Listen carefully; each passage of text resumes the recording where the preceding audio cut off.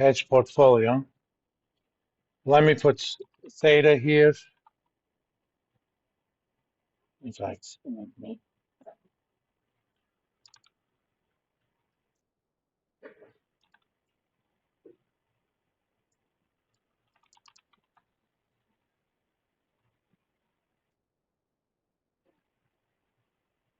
Two two one four 0446.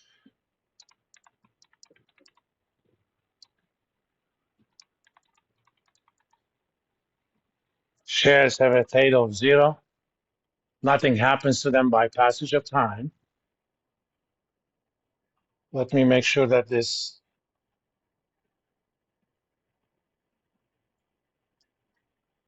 yeah. But this position says my hedge would lose $35 in value by passage of 1 day. Okay. Obviously, I don't want that. So I'm going to make this also includes square of that. Okay. Now I need one more option. Remember, I have 3 unknowns.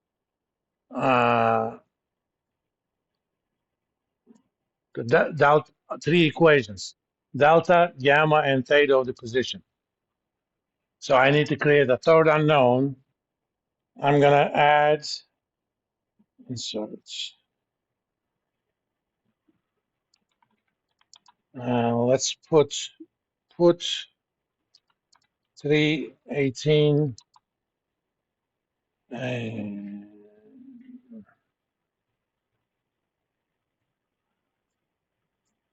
28.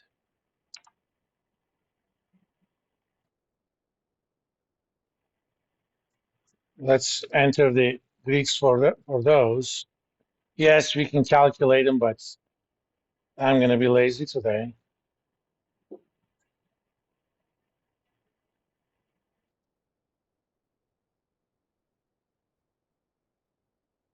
Let's do March 15th, 28. 45, 37, 0.06, 48.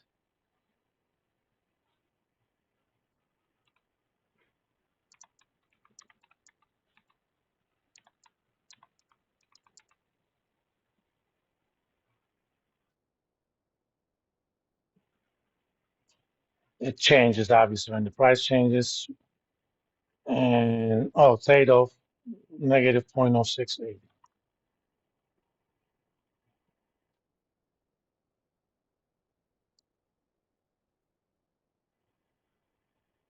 Let me make sure I got the gamma right.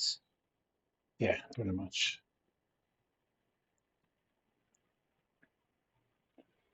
And these, of course, C to F. Okay, automatically. That's one of the things I like about Excel. If you have a formula that involves a sum of some product, when you insert a column or row, it automatically updates that formula.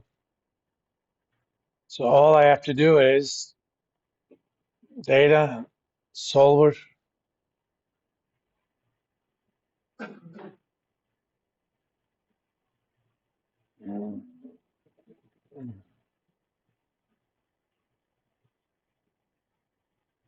yeah, D through F, solve.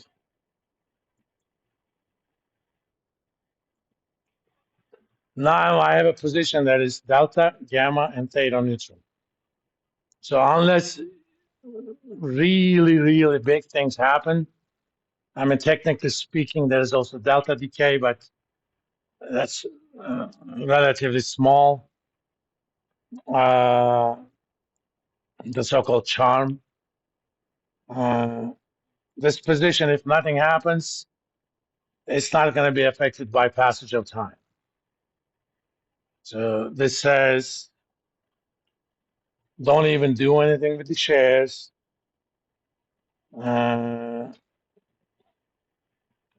Let's see. No, do something with the shares. I was looking at the wrong one.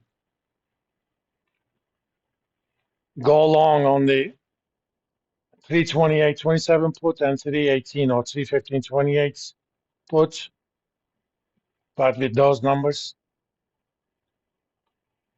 typically when you run a book like that, you have hundreds of contracts out there.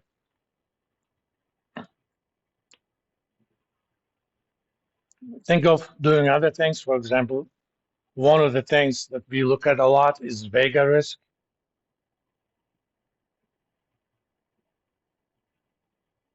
Well,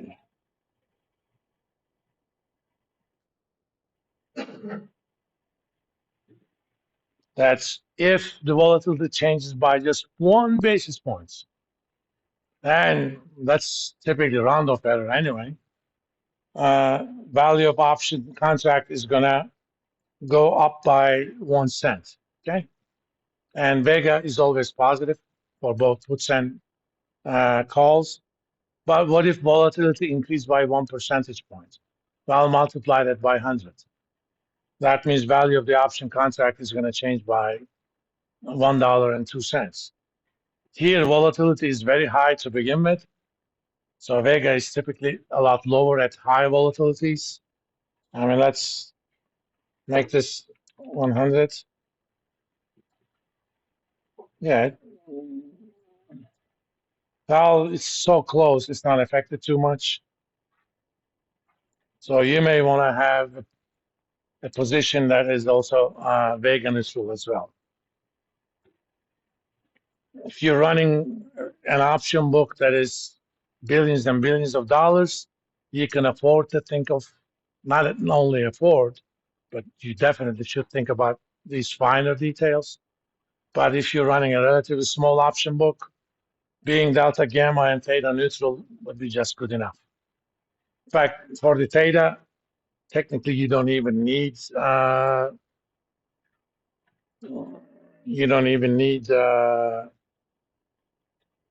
option. There are other assets that have theta exposure. Time value of the money.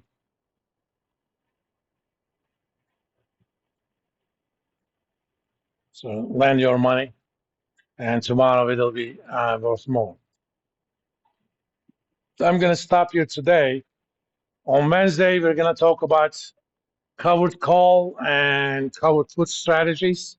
Okay, these are rather nice. I mean, I use them quite a bit for short-term stuff. I mean, think about it. The only reason I have that AI puts, I knew they were going to have this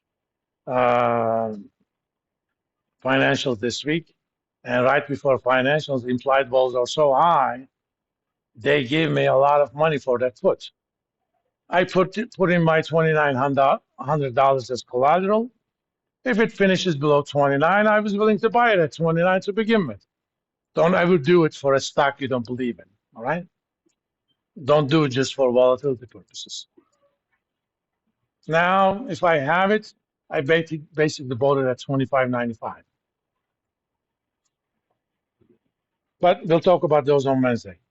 Then I'll give you guys a homework assignment that combines delta, gamma, theta kind of neutral stuff, plus how to think about covered strategies. I'll see you guys Wednesday.